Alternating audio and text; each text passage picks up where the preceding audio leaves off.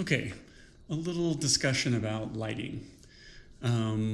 So this tutorial is part of the class I'm teaching, and we're getting towards the end of this. We've been building these kind of mechanical objects. We've been experimenting a little bit with materials, and we've talked a little bit about lighting. And of course, using Redshift is so easy to get started with the basics. And get some interactive feedback. But the one thing about kind of this setup is we've modeled an object, and then of course we started by just putting it, say, on a ground plane, and we don't really have an environment, right? We didn't have a backdrop at the very beginning. We started adding lights. Of course, we're using metallic materials, reflective materials, right? And of course, the light bounces around in the real world, and reflections are based on all the things that are around us. But if we're in this CG environment, all we have around us at the very beginning is just darkness, right? It's just black. And so for someone maybe with a little more experience, your thought might be, well, why don't you just use an HDR image? So the idea that we'd have a dome light, right? This hemispherical light, and we put an image on it that looks like a spherical image of the world, and we would derive lighting from that. And certainly that's a great idea. But one of the limitations, I guess, of that is you're totally dependent on that image itself. And one of the limitations of that is that the image is just infinitely far away. So the way the reflections, especially within an animation work, doesn't take into account how close an object is. So I think it's good HDR images are great. I use them all the time. But I think it's important to understand how you might use these objects and what's happening with light when you render this. So this is almost like a little studio environment, right? I have this object or this product that I want to render. So anyways, I've talked for 2 minutes about this. Let me just dissect this, and then I'll wax poetic about it a little bit later. So I have the scene down here. I've hid a couple things, but most of it's in here, and I'll take you through this process. So the first one I have. Let's turn on everything that's hidden. And of course, because of the way the lighting is set up, it's kind of overblown in here.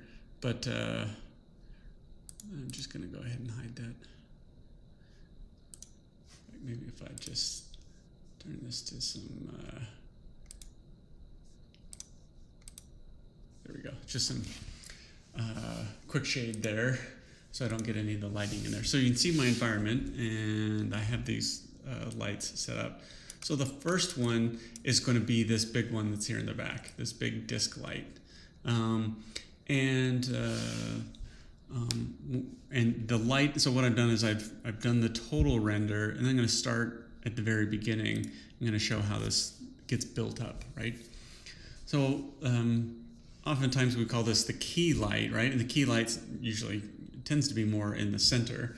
The key light, but is I like to think of this as the main idea of the lighting, right? This is somehow there's something right off camera that's giving us interest. There's a window, there's a spotlight, there's some portal to another world that's opening, or whatever that might be. But it sets the tone. It's the main idea, theme within the light itself, right? So I'll click on the next one here. So in this final render, this is more like we'll call this a special effect light, right? So this light is just to illustrate that maybe there's some kind of mechanical light portal inside this object, but it is giving us a little bit of illumination here in the scene, and I just wanted to do the breakdown with every single light that I've added here, right? So 1 and 2, and the third one, I'm probably in the screen capture. This is pretty dark. But this is the light that's up above. I have this area, and all these started out as area light, right? So I had an area light that had turned into a disc. I had an area light that I used for a mesh object. Technically, I could have just made this a sphere, but was demonstrating how we can use a mesh as a light. Let me turn my fields off, hide that. So I have an area light up here. I just shaped it a little bit, right? So it's just right down the middle, and it's just hitting these tops, and it's giving a little bit of illumination to the scene. So that's the third one. And the fourth one, you can see this kind of mysterious. This is just totally blocked out, right? This one is an area light that's been turned into a sphere shape. It's giving this. The reason I put this here is I wanted a little bit of light on this object. More importantly, I wanted a little bit of light thrown onto this backdrop, right? So I built kind of this curvy backdrop in a similar fashion. Quick shade with lines, and let's turn off the world grid, right? So I have this in here, so I get a little bit of a soft ramp, and I just started with a plane and extruded the edge. All right, so most of this is pretty good, right? And so these are, let me run through these again, 1, 2, and 3, and 4. And with all 4 of those lights, this is the render that I get. Now, this is not bad, right? This is interesting. But I guess for my purposes, this is a little dark, right? I can't really see in here. And obviously, sometimes that's what we want. We want shadows. We don't want to see what the character's doing. It's film noir. It's kind of mysterious. But this is the front of the object, and it's just weird that I can't see it. Now, I certainly could just try to put a light in there, but I also wanted to make a point that you can use a light, but you can also use objects, not as lights themselves, but as objects that bounce light back into the scene. This is, light bounces around in the real world. And in photography, we use bounce cards. In, fashion photography, with models and clothes and everything they're wearing, you take that picture, but if you were to blow up past the picture, you would see there's someone off to the side holding a reflection card that's bouncing the sunlight back onto the model, right? So that the shadows aren't as harsh in that. So I've hid those in here, but and this was very easy. I just have 2 objects, and I just named them bounce. So here they are, right? And these are the bounce cards. I put one right behind the camera. I didn't want it to block the camera. And obviously the light hitting this is going to bounce back in here, but in kind of nice, soft way. And then this light and this one too are going to hit and bounce off into this the side of this object. This is kind of dark, right? So I'm trying to say this light is giving me really strong highlights. I really like that. It's showing off the edge. It's defining it from the background. So I know what this object is. I know what this object is. In fact, the light is hitting here a little bit. It's nice. But this gets kind of muddied in the shadows, and I can't see it. So I create these bounce cards, and then the other thing I do with them is I just create a material. And you don't have to do this, but to get the most out of it, I just made sure that this material was white. It didn't need to be reflective. But I just turned up the brightness. I didn't go all the way. It's just like 80%. I want it to look like a white wall. I don't want it to look like a gleaming light source. And I left the weight at that. So I put that on these materials, and so that it would bounce a lot of light back into the scene. And then this is, I think, pretty amazing, right? So we go through our step here, and this is this render, and this is the next one. There are no additional lights in the scene. This is just taking advantage of the fact that in the real world, there tend to be a few more objects than when we open up our, fake little virtual world. And light bounces around off these walls or intentionally held cards.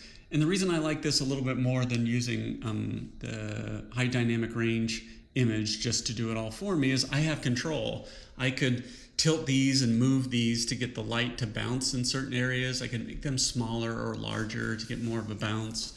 And it doesn't give me a hard shadow anywhere because it's bouncing off this light source. So the light is traveling in lots of different directions.